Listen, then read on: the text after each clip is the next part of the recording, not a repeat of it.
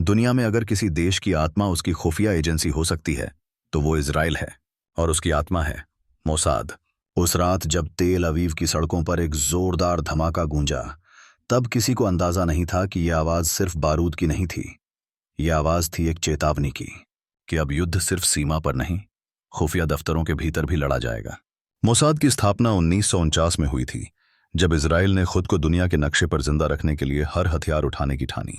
यह एजेंसी युद्ध से नहीं, चुपचाप खत्म कर देने में यकीन रखती है। प्रसिद्ध operation व्रेथ on off God 1972, Munich हत्याकांड का बदला, ऑपरेशन ऑनपेरा, इराक के परमाणु रिएक्टर पर एयर स्ट्राइक, ईरान के परमाणु वैज्ञानिकों की सिलसिलेवार हत्याएं। मोसाद के ऑफिस कोई पहचान के साथ नहीं आते, न बोर्ड न नाम प्लेट, फिर भी दुनिया उसे पहचानती है। एक शांत सी रात थी।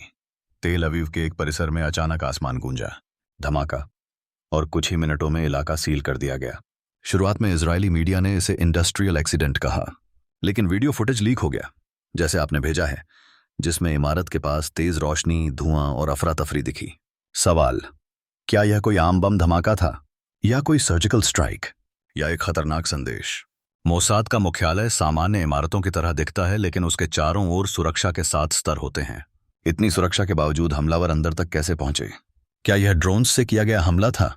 क्या किसी ने अंदर से लोकेशन और टाइमिंग लीक की, या यह 0 डे साइबर अटैक था? एक्सपर्ट्स मानते हैं कि यह हमला साइबर प्लस फिजिकल का कंबाइंड मॉडल था, एक नया खतरनाक ट्रेंड। ईरान। मोसाद ने पिछले 5 वर्षों में ईरान के 8 से ज्यादा वैज्ञानिकों को खत्म किया है। हिजबुल्लाह। पिछले कुछ महीनों में लेबनान बॉर्डर पर बार बार संघर्ष हुआ है। हमास। गाजा से हालिया झड़पें, इजराइल की जवाबी कार्रवाई। सीरिया। इजराइल बार बार सीरियाई ठिकानों को निशाना बनाता रहा है। या कोई तीसरी शक्ति, रूस या चीन जैसा कोई देश, जो चाहे कि इजराइल और ईरान की लड़ाई भड़क जाए ताकि पश्चिम ध्यान भटकाए। इस हमले का समय भी बहुत सोच समझकर चुना गया। इजराइल के अंदर सरकार विरोधी प्रदर्शन चल रहे हैं। ईरान में चुनाव के आसपास माहौल गर्म है। साइकोलॉजिकल वॉरफेयर में ऐसे हमले शत्रु को असुरक्षित और कमजोर दिखाने के लिए किए जाते हैं। मोसाद जैसे संस्थान पर हमला इजराइल की जनता का भरोसा तोड़ने के लिए किया गया है। इजराइल की मीडिया ने पहले यह खबर छुपाई, लेकिन विदेशी पत्रकारों, रेडिट और ओसेंट एक्सपर्ट्स ने जीपीएस, सैटेलाइट इमेजरी और फुटेज से सच्चाई निकाली। सवाल, क्या सरकारें अब जनता से सच्चाई छुपा रही हैं?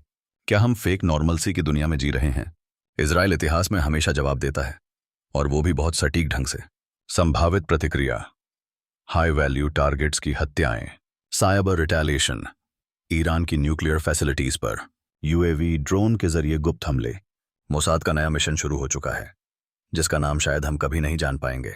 इजराइल ईरान का टकराव अब सिर्फ मिडिल ईस्ट की समस्या नहीं रही। अमेरिका, रूस, चीन सभी इसमें अप्रत्यक्ष रूप से जुड़े हुए हैं।